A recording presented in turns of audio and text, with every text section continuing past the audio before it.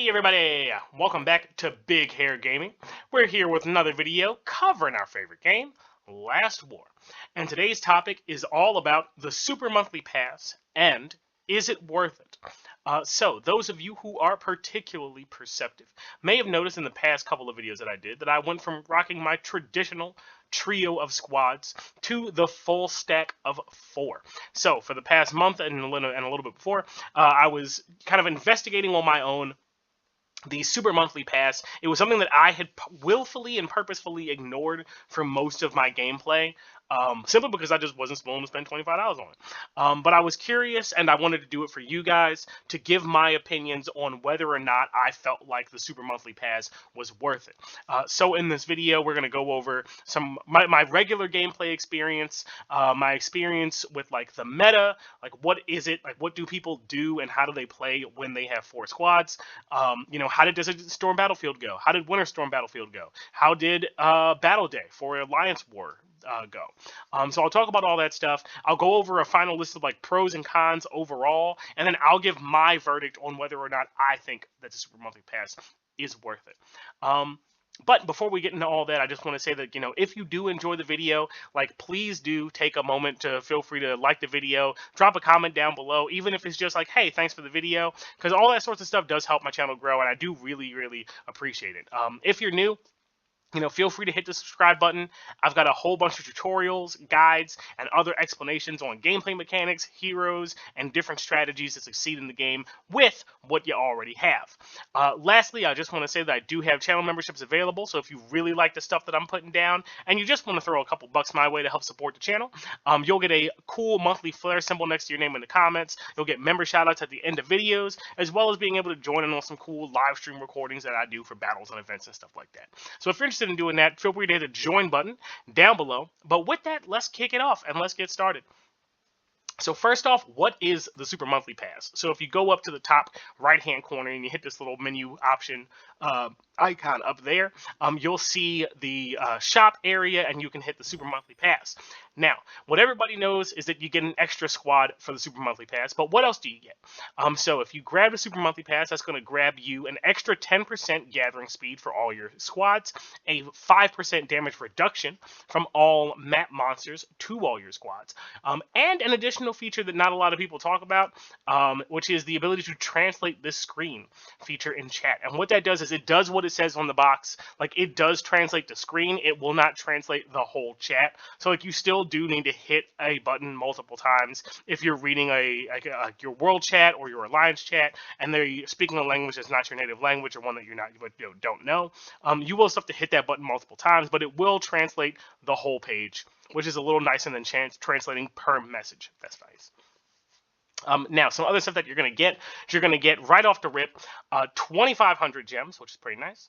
You get all the other stuff that we talked about. You're going to get 30 days of VIP, which is excellent. And you're also going to get this little avatar exclusive banner to show everybody that you have the Super Monthly Pass.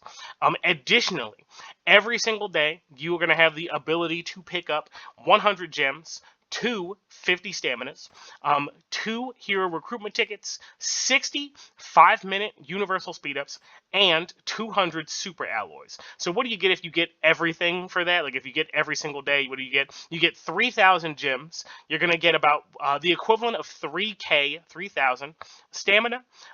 You're going to get a collection of 60 hero tickets, about 550 hours of universal speed ups for that are 5 minutes, and about 6,000 super alloy, which, if we put it into a schema that we actually care about, is going to be 375 dielectric ceramic. So that's what you get.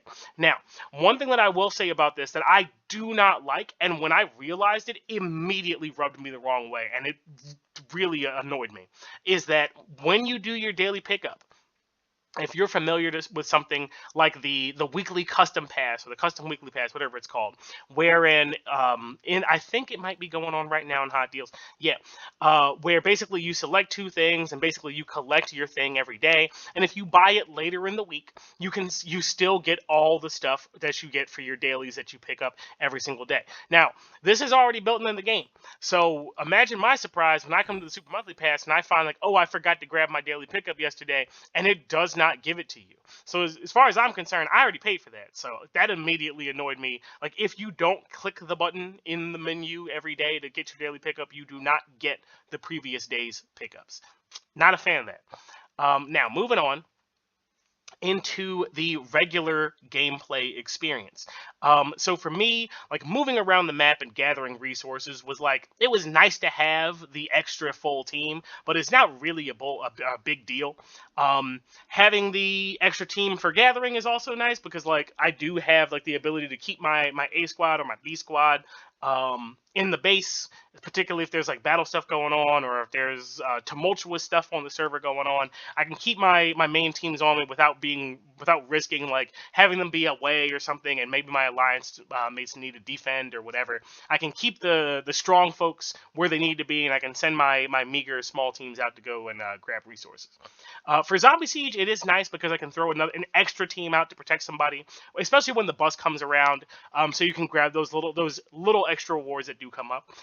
And I will say it is also nice to combine with the engineer's instant gathering skill. Because basically the way that works is that you can send out all 4 of your squads, use instant gathering to bring them all back, and they'll immediately completely gather from all those resources. So you do get like an extra squad's worth of resources while you're doing that. It's not a whole lot. A node at level 10 or at level 12 is only, a couple 100,000 resources. So it's not a lot, but it is worth mentioning. It's something that you can do. But yeah, that's kind of it for the regular gameplay. Now, moving along into like the squad meta stuff. So when people have 4 teams, they don't just run, my A team, my B team, my C team, and my D team. Not so much like that. Now, the reason is if you go over to your research tech tree, when you buy the Super Monthly Pass, you're going to get the ability to upgrade your 4th squad. And the thing about your 4th squad, or rather, I think it might be available before that, but you have no reason to upgrade it until you have the Super Monthly Pass. I'm not sure whether or not that's accurate or not, but in any case, it's not really important. But what is important is that in order to upgrade your 4th squad, or rather the cost to upgrade your 4th squad is greatly lower than your 2nd or 3rd squad. To give you an idea, boosting the base defense skill to the 4th level only costs, not even 5 hours. Barely costs 3 million gold, and doesn't even cost, $1 million in iron or food.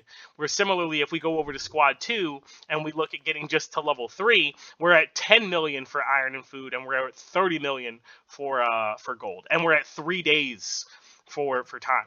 So one of the reasons that people will often grab the Super Monthly Pass is simply that, like, the cost of maxing out the squad is much lower. So you can have 2 maxed out teams for a substantially reduced time investment and resource investment than you would otherwise if you did squads 1 and 2 that way. So what people will usually do is they'll max squad 4 and squad 1, or formation 4 and formation 1, and then run their A and their B teams in this configuration, with the C team in formation 2 and the D team in formation 3. So that's kind of how a lot of people do that. Now, for me, because I knew that I wasn't going to, continue doing the pass, or I was very likely not going to continue doing the pass, I didn't max out everything in this tree, but I tried to hit like enough nodes just to kind of get the little perception that I did get there. And like I mostly maxed out the movement speed stuff, because that's the stuff that you really do feel. But the other stuff does, like, you do get like a nice little boost for your B team there. It's not totally maxed out, so I will say that, but I still like don't really perceive that increase very well. Just because like it is a little situational, so it doesn't affect like when you're hitting tiles and stuff like that. But you will see a little bit of it in the Desert Storm and Winter Storm battlefields, where it does boost the efficacy of your team like a little bit. So it's nice, but it's not like it wasn't a huge game changer for me, at least from like, can I tell that those two feel different? Moving along to Battle Day. So for the Alliance Duel, what's the feeling and what's the perception like on the Enemy Buster Day? Now, for me, it's basically no change. in how I usually fight the alliance battle duels. And the reason being is that like my third and my fourth team are so weak that there's really no benefit to sending them out to engage with our opponent unless I like need to lose troops for some reason. Like I said before, like my second team is a little bit stronger, which is nice. But like it's not an absolute like game changer, and that I'm playing the game any differently, I would say. Now, moving along to Desert Storm and Winter Storm battlefields. Now, you actually was a bit of a difference here, and I'll get into why. So, not particularly different in combat matchups for the same reason as Battle Day, in that like my third and fourth squad like are still bad. So like I'm not using them to deal damage. However, they are really valuable, and having that extra squad for grabbing unattended buildings or boxes, or ones that have like a really weak team in there.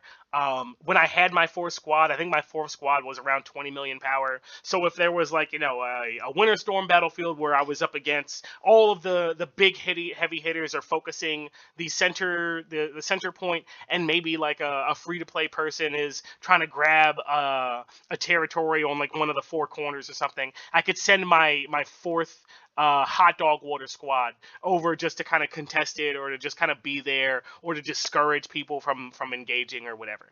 Um, so I did have a couple of victories there.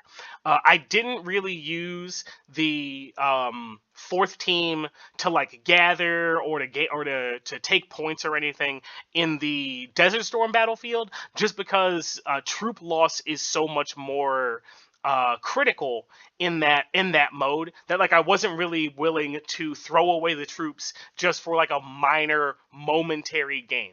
Like those, because the game is so long, you do have the ability to kind of swing it back the other way. So like doing like short-term victory strategies like you kind of see in the Winter Storm battlefield doesn't really work out the same way in the Desert Storm.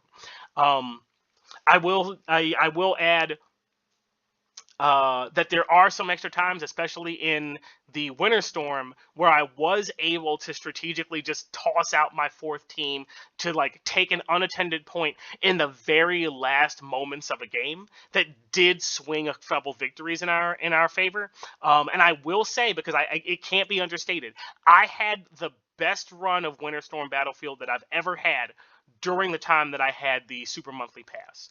Having the four teams, and like some of it is luck, some of it is coincidental, so I can't attribute it all to having the Super Monthly Pass. But I had 5 consecutive wins in the Winter Storm Battlefield, and I think that's worth mentioning. So.